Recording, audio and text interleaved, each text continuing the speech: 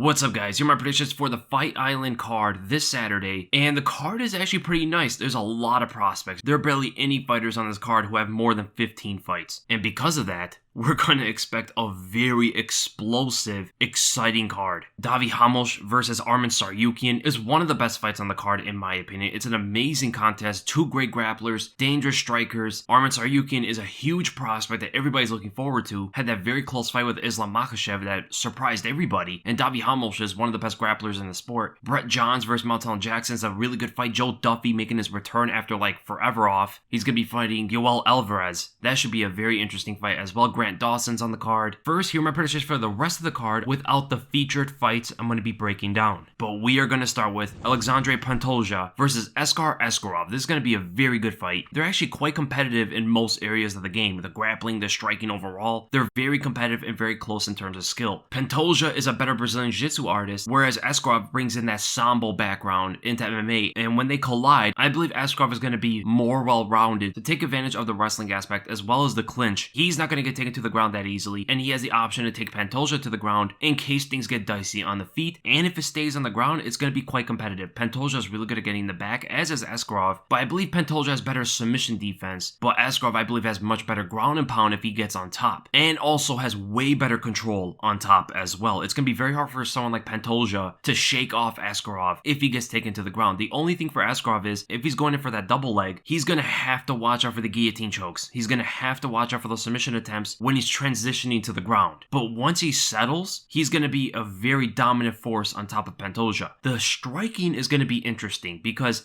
they're both not that different. Askarov has better footwork. He's really good at taking a back step on strikes, and he's really good with a check hook, but he does it so good in both stances. But because Pantoja is an orthodox fighter, that check left hook is going to be a very good countering weapon against the strikes that Pantoja goes for. Pantoja usually just goes for the 1-2. It's the main thing to his game. That jab, straight right hand, but when he throws the straight, he does way overextend. And that is why that check left hook of Askarov is going to be a big weapon in this fight. And also, I do believe Askarov is a more powerful puncher, where Pantoja is more busy with his hands. Askarov, I believe, also has better kicks. So my prediction for this fight, I'm going to go with Askarov. I think it's going to be a competitive fight, but I think Askarov is going to be a little bit better in every area. I think he's just going to win the exchanges very slightly every time. There isn't some big weakness that's going to get exploited by them two. Maybe just the check left hook of Askarov catching Pantoja's leaning in strikes. But other than that, it's just going to be a very competitive fight. So I'm going to go with Askarov. I'm going to go by a decision. And then we go to the co-main event. Jack Hermansen versus Kelvin Gastelum. I cannot wait for this fight. There's going to be a lot of movement in this. They both like to just hop back and forth and wait for their opportunities. But Kelvin Gastelum is going to have a major power advantage. Hermansen is not going to want to collide with Kelvin. He will get hurt. Just like when he collided with Jared Cannonier, he got put down hard. Kelvin has that big left hand and he's a southpaw fighter, which is going to be a little bit trickier for Hermansen to engage, because Hermansen's been fighting a lot of orthodox fighters, big powerful guys like Cannonier and Jacare Souza, but both of them don't use the same kind of movement that Kelvin does. They're not as fast as Kelvin, and their power hand aren't naturally open to his stance. And Kelvin's amazing at setting up the 1-2 or right hook, left overhand / left straight combination. And because they're in opposite stances, Kelvin's going to be able to take the outside foot a lot better than Jack Hermansen. Hermansen's going to be chasing the outside foot, but in the moments where the attacks happen, that's where Kelvin's going to try to take that step. And that's where it's actually going to matter, because if Hermansen's chasing the outside foot, he's getting closer to Kelvin, and that's not what he wants to do. So the outside foot battle, I think Kelvin's going to eventually win that if he tries to take it. And if he does try to take it, the left hand is going to be a lot easier for him to land. We do remember Hermansen beating Jacare Souza, but the thing that hurt Jacare in that fight was he stayed in the pocket too long after he threw a big winging right hand, which is something Kelvin does not do. So he would throw the big right overhand from the distance on such a longer Hermansen will use that forward back motion he usually takes. He moved back on the right overhand. Jacare overextended and he stayed there without throwing any punches. That's when Hermansen would let his hands go and he would hurt Jacare Souza as well as adding on points. That is not something Kelvin does. Kelvin would move forward on his punches and then back after them. He's very good at retracting his shots, and he's much faster than Jacare to throw the punches as well as move away. And the thing about Jack Hermansen is he does drop his hands when he throws them. He doesn't cover up that well, and we do know what happened to Michael Bisping when he threw a punch at Kelvin Gastelum and dropped his hand. Kelvin sticking in the pocket, evade the punch, and answer with the right-left combination. So if he's going to attack, a big thing for Kelvin Gastelum is to attack with him. Go at Jack Hermansen when he comes in. That's going to be a major thing for Kelvin. Don't chase Jack Hermansen too much because he has such a big reach advantage and he's really good with his movement. He's always active. He's going to have to wait for Hermansen to slip up a bit, throw a lot of kicks to the body, throw a lot of kicks to the leg, slow down the movement, and from there he can go on and start catching Jack Hermansen. I do think Hermansen is going to attempt a couple takedowns in the fight, and that's going to be interesting how that's going to play out because Kelvin should be the better wrestler, but he is smaller and he hasn't really displayed his wrestling too much as of the last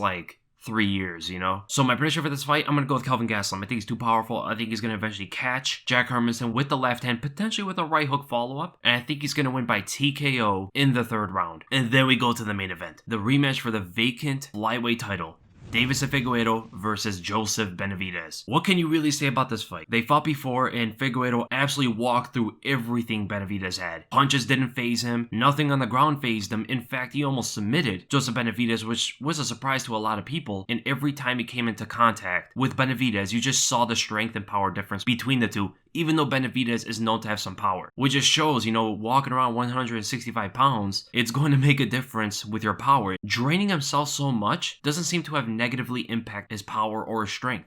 And if it did, Figueiredo might be a monster at 135. And it's going to be very hard to see Benavidez be able to phase Figueiredo a second time. Like, what is he going to do differently? He tried everything he usually hits opponents with. Doesn't work against Figueiredo. He either gets countered by the straight right, he gets countered by a jab, or Figueiredo just walks through the punches and overpowers him in close. Even in the clinch, Figueiredo is much stronger as well as more technical. Even on the ground, he's a little bit too dangerous for Benavidez, it seems like. He's so fast with that armbar. He's so fast at going for these submissions. The thing that Benavidez is going to have to bank on is to try to get Figueiredo to gas out, because the fight ended in the 2nd round, so don't engage as much as he did before. You got to take this fight like you're point fighting. Hit a couple times, a few leg kicks, use the movement, get away from the big shots, get away especially from the jab and straight right hand. One big right hand and that's enough to put down Benavidez, especially coming off that first fight where Benavidez did not have that much time off. He didn't recover that long after getting starched. Most likely Figueiredo is going to be sharper and fresher coming into this fight, even though he might have a bad weight cut. Will Figueiredo make the weight? If he doesn't make the weight and he wins again, what do you do with the division and what do you do with him? I think if he misses weight, regardless win or lose, he should go up to 135. And also the weight cut didn't seem like it phased Figueiredo that much in the first one, where he did get close to making the weight, which tells you that he made a big effort to cut it, and still,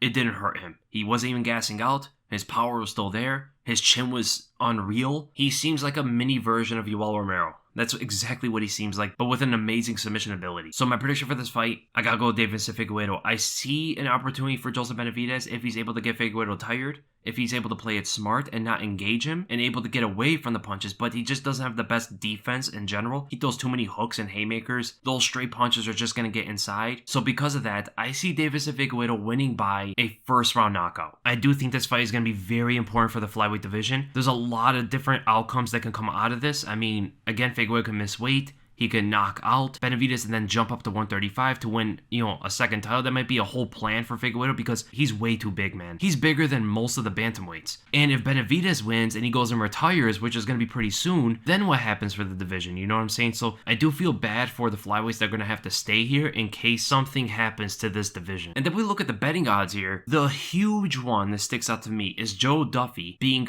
almost a 4-1 favorite over Yoel Alvarez. That is not right. Joe Duffy has been out of the game for a year and a half. Since his loss to Mark J. Casey, he's coming off a 2-loss streak before they got TKO'd by James Vick, and he took a year and a half off between James Vick and Mark J. Casey. He's been very inactive. Also, Alvarez is getting better. He's a young prospect. He's making strides in his career. He has really good kicks that can disrupt the boxing of Joe Duffy, especially light kicks, which Joe Duffy does not check at all. And even body kicks get to him, and we saw them when Joe Duffy fought Mark Giacchese as well. And Alvarez is also really good on the ground, so definitely not 4-1. I can even see Alvarez winning that fight. I'm going to go with Joe Duffy slightly, but I can even see Alvarez taking that decision. Other than that, I agree with the rest of the odds here. So I hope you guys enjoyed the predictions. If you did, make sure to thumbs up. If you enjoyed my content, make sure to subscribe. Leave in the comments below what your guys' predictions are. Do you guys think Joseph Benavidez is actually going to pull this one off? Because it does seem like the organization does want Benavidez to become the champion. They gave him another shot after getting knocked out in the 2nd round, and it wasn't even competitive. I understand the headbutt thing, but he's the one that actually headbutt Figueiredo, so it's kind of strange. And also, which other fight besides the main event, co-main event, are you guys most looking forward to? Tomorrow, I'm going to put my community tab for you guys to ask questions questions for the podcast. I'm going to try to get the podcast out by tomorrow, hopefully. Any questions you guys have regarding